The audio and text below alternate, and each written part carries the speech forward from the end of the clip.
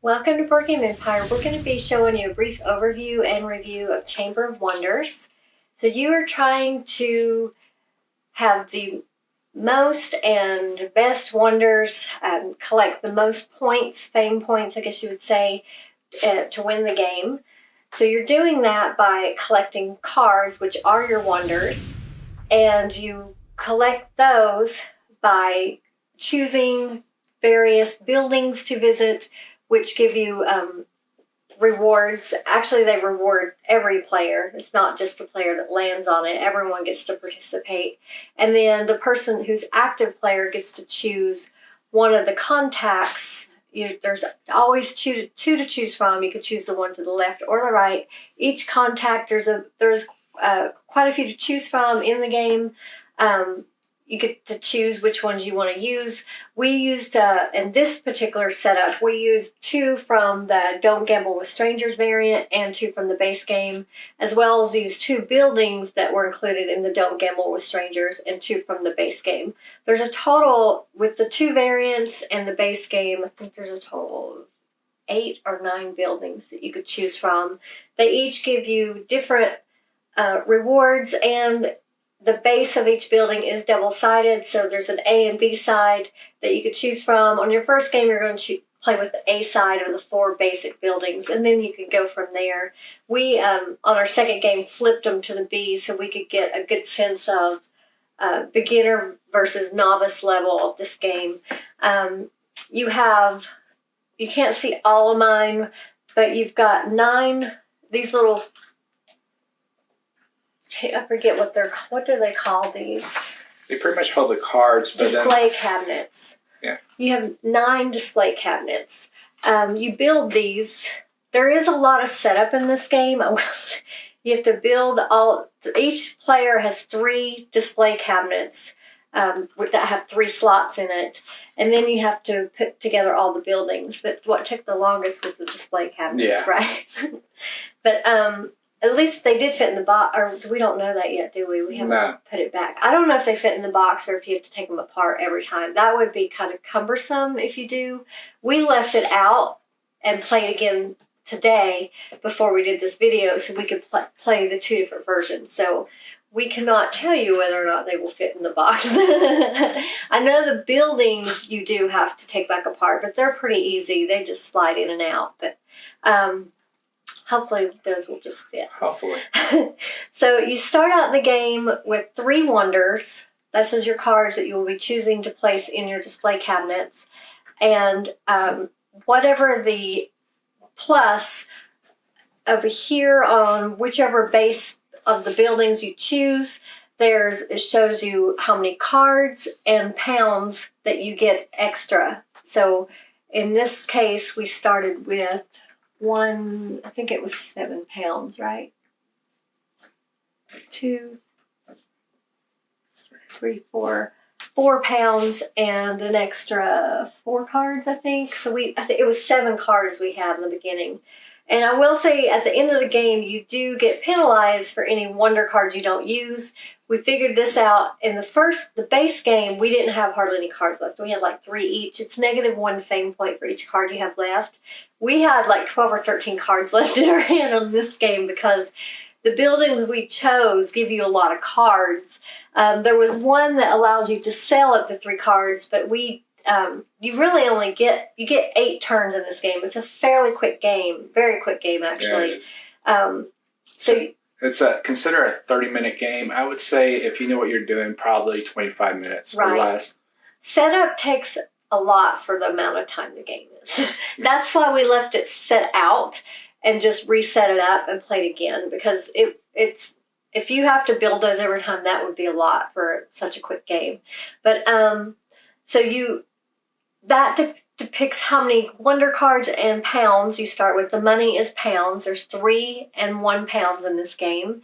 If you play with the Don't Gamble with Strangers, there's several dice. It comes with a total of 6 different dice that you'll be rolling for those effects.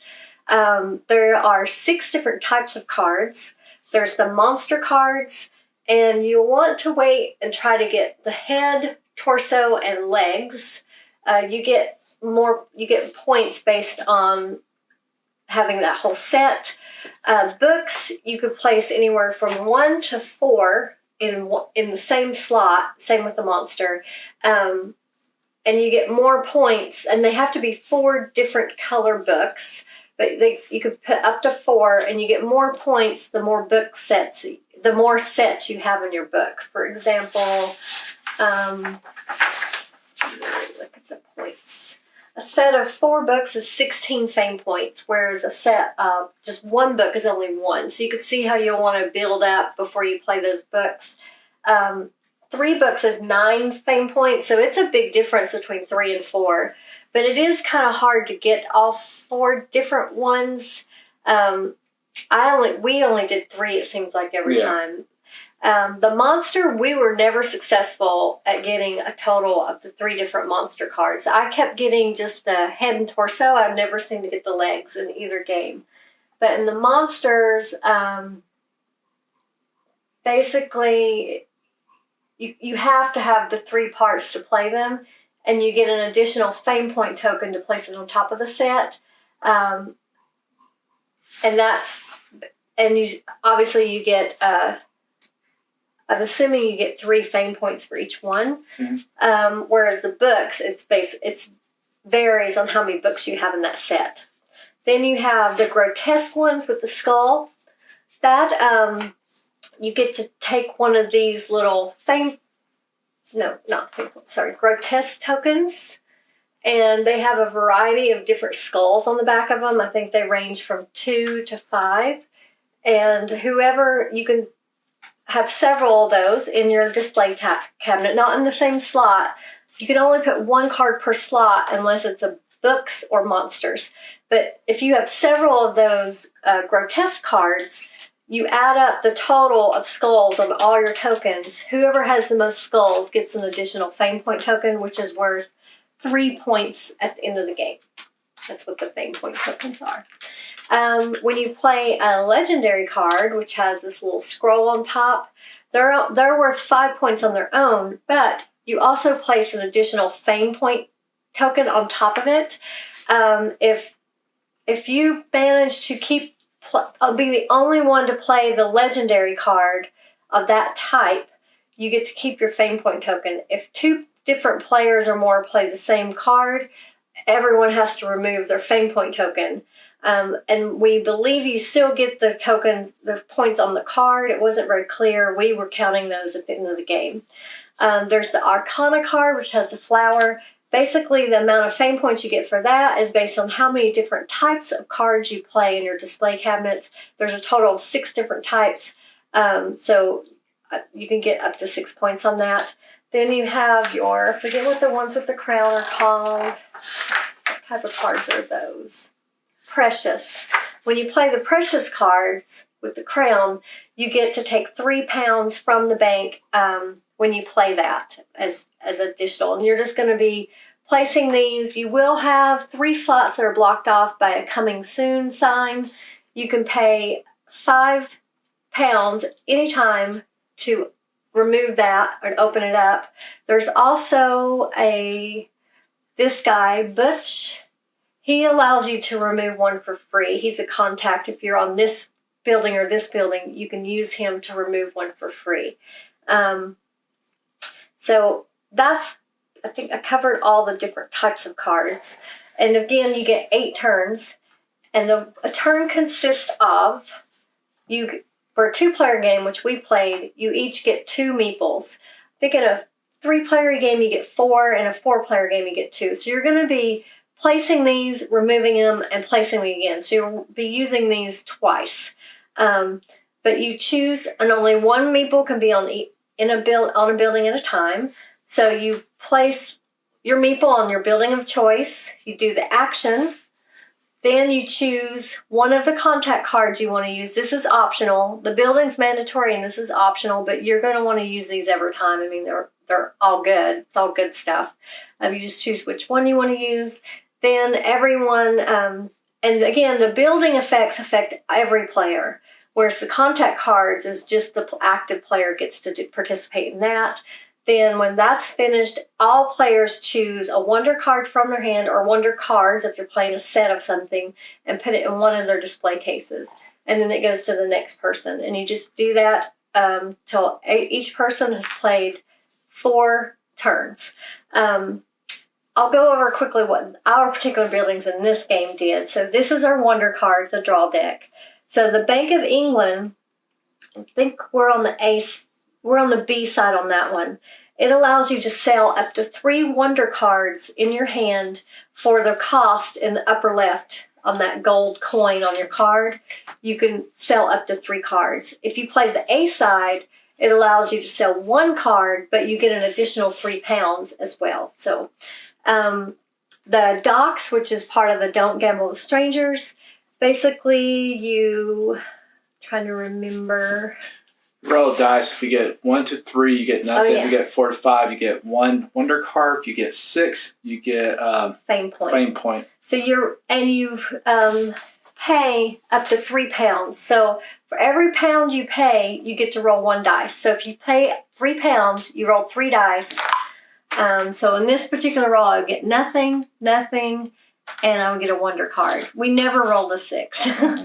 But if you roll a 6, you get a fame point. So that would be a good one.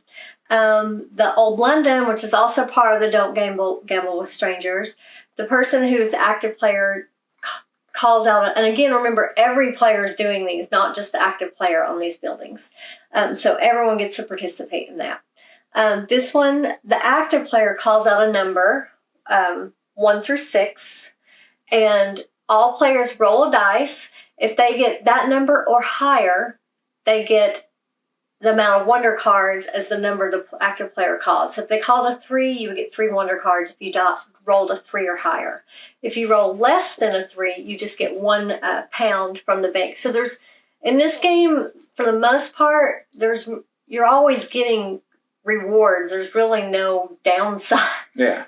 Then Westminster, it's kind of a drafting. This is the B side. It's kind of a drafting thing where you draw 3 cards. Each player, all the players draw 3 cards. And we were playing a 2-player game.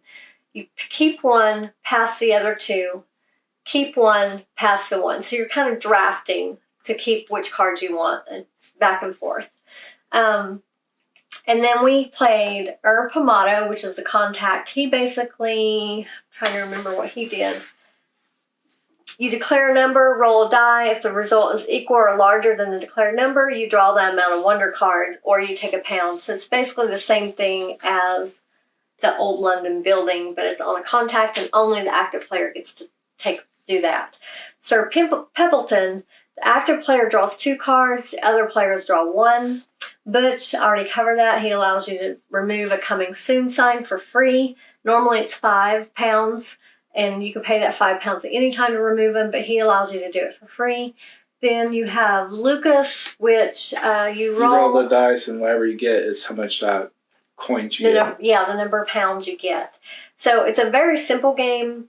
That's basically it. And you just do that till each player's played 4 times, and whoever has the most points at the end wins the game. So what did you think? Component-wise, I think the game is really good. I do like some of the card holders that you have to build. They did take a long time. So you're going to look at probably, if you're doing all of them, you're looking at probably 30, 40 minutes. So it might take you less if you have people helping you. But if you're doing it by yourself, you're pretty much going to be spending some time building all this stuff. Hopefully it fits in the box.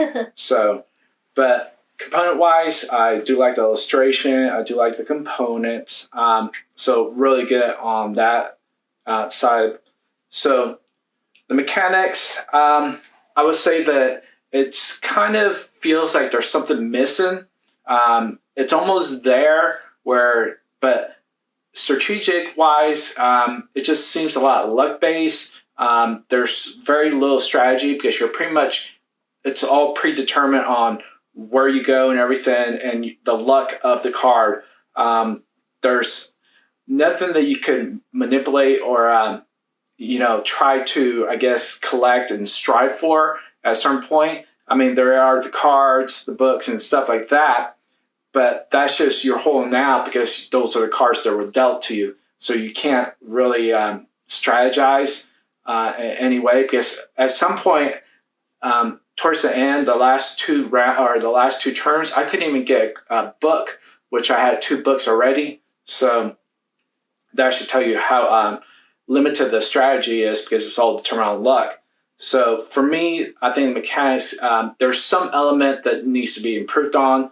Also, there's no like take that, or it's just missing an element where I just wish there was.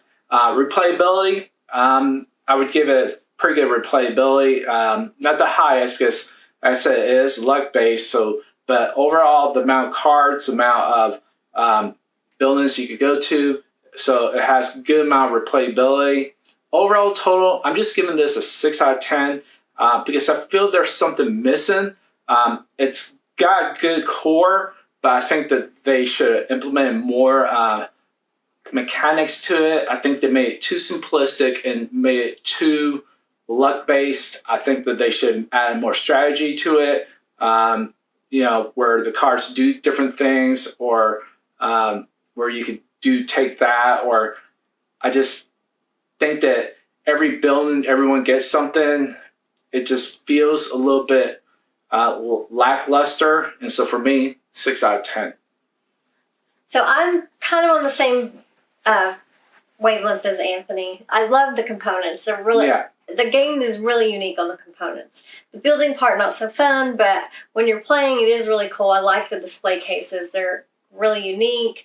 The buildings, I mean, just, they did a phenomenal job on the components and the artwork and things. It's a really well-made game. I do agree it is missing something, and I know we do enjoy Take That more. We do. So probably game players that don't like Take That and just like a more game where kind of everyone gets a trophy type game where it's not... It's competitive, but it's not competitive. We're not from that generation. It is competitive because you're trying to get the most points, but you're not. It's just, I don't know. It's not. It doesn't feel competitive, even though it is. I mean, the only Take That in this game that I can even think of is when you play the same legendary card. But that's hurting you both. It's not really. So you're not really gaining anything. You're both losing that fame point. So. I don't know. It's kind of like it's too much of a everybody wins game, I guess. That's the best way to put it. But I mean, we did enjoy playing it. It wasn't a horrible game. I'm not saying it's a bad game. It just needs something else. It needs a little bit more, I don't know, something more oomph.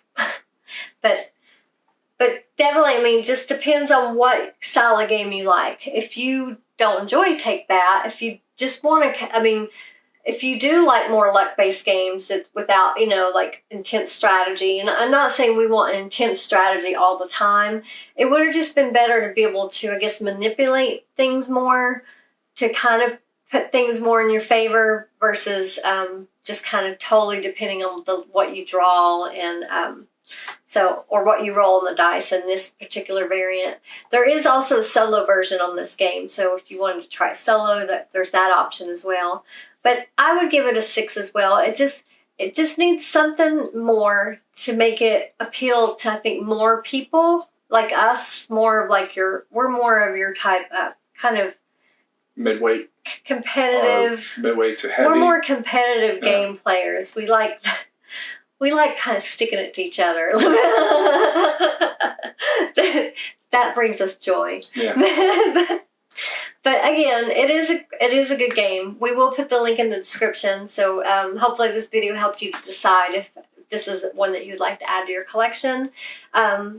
We will definitely keeping this game. It's a great game. It's really unique in the components, which makes it cool. And we're hoping they come up with maybe an expansion that adds in the things that we're looking for. Because a lot of times games do that based on the feedback that makes it to where people like us that like a little bit more competitiveness can add that variant in and and it would probably elevate this game even higher rating for Oh us. yeah.